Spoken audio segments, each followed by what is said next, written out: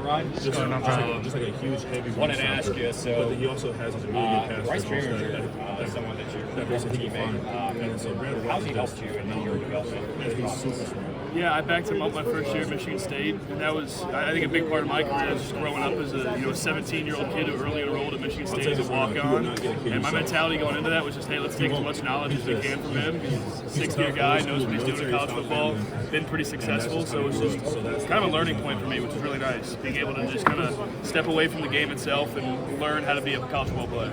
Yeah, and you played for the Patriots in the Super Bowl on the other side. Yep. Michael Dixon, who I believe should have been a candidate for the Super Bowl MVP. What did you think of his performance? Yeah, unreal. The punting, but both sides of that game was really good. Yeah, and then the personal aspect right here.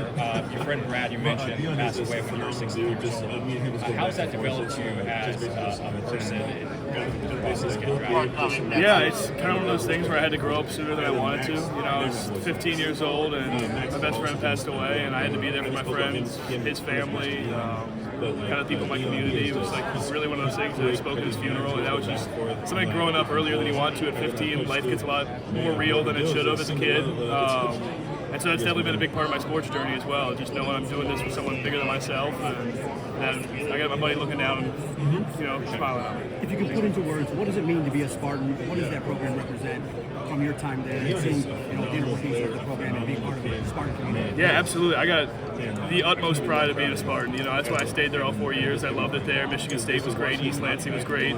Football was great. The term Spartan dog for life is a very real thing. It's a community and it's brotherhood. So that's something I'm really proud of. Ryan, what do you think of the new head coach, Pat Fitzgerald, taking over? Yeah, I was able to speak to him briefly before I left for training and then combine prep and all that. Great guy. Seems like he has a really good background. Really looking forward to seeing what he's going to do with the program. If you were to talk to recruits looking to go to Michigan State, what would be the message for you, for them? Yeah, I would tell recruits, I'd say that Michigan State's a real competitor and it's a great place to play football. I would say that the environment there where we're playing is top-notch and compete with anybody else, and East Lansing as a whole is a wonderful place, so take it into consideration. How are you feeling being at the Combine, and just what's your experience been like so far? It's been great. This is obviously one of the stepping stones and goals, as a college athlete, this is where you want to be, and this is the premier event of heading into the NFL draft, so I'm really blessed to be here. Ryan, is there a punter in the NFL right now that you model your game after? Yeah, there's a couple guys I take bits and pieces from. I think A.J. Cole's stepping pattern is really impressive. I think Jack Fox is a great swing. I don't think it's unique, but I really like what he does. And then, obviously, being around Bryce for a full year, I've picked up on some of the things he does. So it's cool to take bits and pieces and then also implement my own style. What does your off-season training typically consist of? And is there any way that you kind of reimagine it every year to try and challenge yourself? Yeah, I think a lot of it's just staying in shape and keep picking the football. I don't want to overcomplicate things.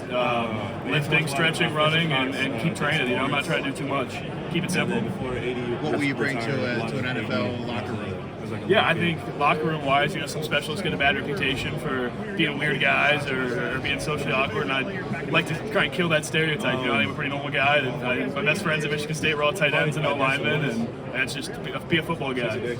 Were you there when Ben Van Sumeren was there? I was there with Ben. I talk to Ben frequently. Yeah, Ben's my guy, man. I cover the Eagles, so okay. I'll have to tell him that we spoke. Yeah, Ben and I play Xbox together all the time. His younger brother's one of my really good friends, Alex. So. Yeah, that's right. Yeah. Alex is a big-time player for that. Absolutely. How do you think you spent last year with Alessio Milivojevic? How do you think he's going to do as the potential starter? Alessio's a stud. Alessio could lead an army. He's a really well-spoken young man, and I think he's a very talented quarterback.